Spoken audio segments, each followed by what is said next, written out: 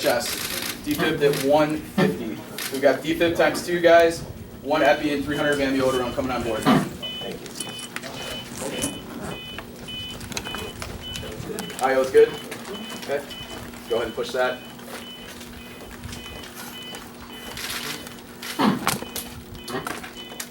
Guys, go ahead and check the glucose. We'll just simulate that at the time.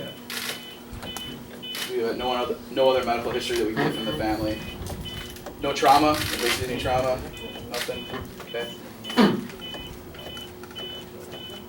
Okay, guys, now it's just continuous compressions, okay? The breath every 6 seconds.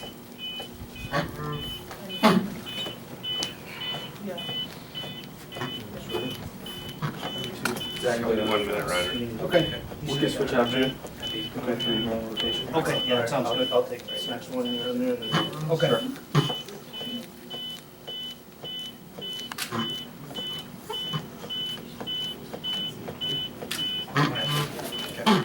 We're going to switch compressors, okay? And then we're going to go ahead and see if it's shockable.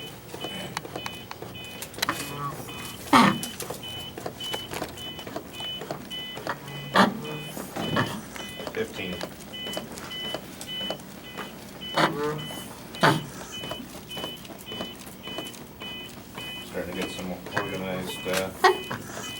Yeah, we've got organized underlying. Don't change anything. We're going to keep going. Check rhythm. Check a rhythm, guys. Okay, we've got an organized rhythm on the monitor. Go ahead and check a pulse, please. Do we have a pulse? Yep. We got a pulse. Okay, go ahead and check a blood pressure, please. Stethoscope. Setting up for 12 lead. Okay, 12 lead going. I'm going to go ahead and get on the horn with the hospital, let them know that we've got a cardiac alert coming in once the 12 lead's done.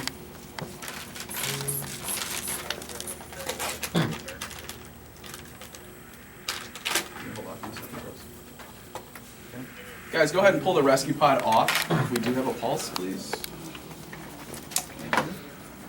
Let's just keep an eye on the end tidal, all right, as we go.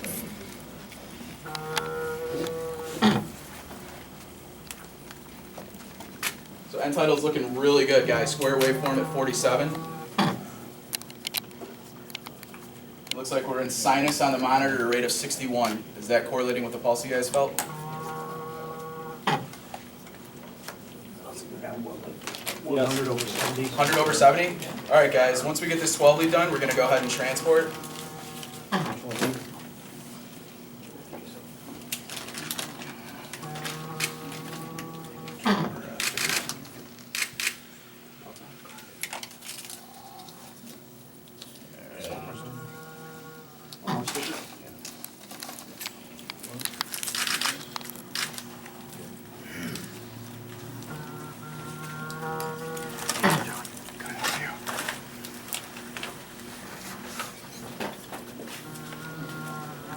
Pete, once we get this 12 lead done, if you just grab me another blood pressure, please. Sure.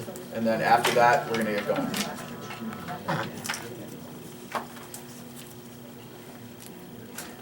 Zach, can you go ahead and draw up Levofed as well, just to be prepared for this in case the blood pressure crashes?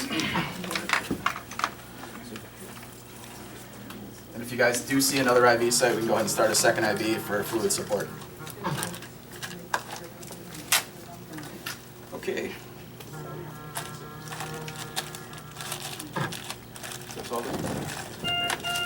Quite a 12 lead. Okay.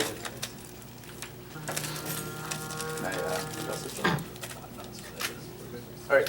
Okay, so we got a 12 lead, guys. I'm gonna go ahead and cardiac. It's looking sinus on there with ST elevation. I'm gonna go ahead and call a cardiac alert to northwest and get the cath lab ready. Okay, so let's package them up and get out of here. Okay. All right, so that's our full arrest. Everything that they were doing on that was programmed on the sim pad over here. So as the instructor for it, I sat back and watched. I let the crew do their work for it. I didn't interact with them at all. So they had their roles for their pit crew approach to it, so where they had Steve on the airway, they had Lieutenant Fike and Pete over here on compressions, Chad was on the monitor, Zach was doing our drug box, and then Ryan was running the arrest. So he was calling the shots for it. So if you notice, there wasn't a lot of talking between these guys because they knew their roles, they didn't deviate from their roles, and they were able to provide a good outcome for the patient. Again, everything was programmed through here, so that way once they were doing their activities and doing their procedures, I click on the button for it, and it marks that as a timestamp for how long they were able to completely do that. So overall, it was a good job by him.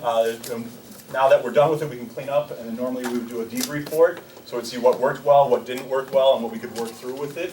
And then before they would go for a training session, I create a small survey for them, so that way I know how to improve us on our training side, so that we're able to create a better simulation environment for them for the next time. Because I want to learn, we, our training division, want to make sure that we're doing the best possible thing for our guys members.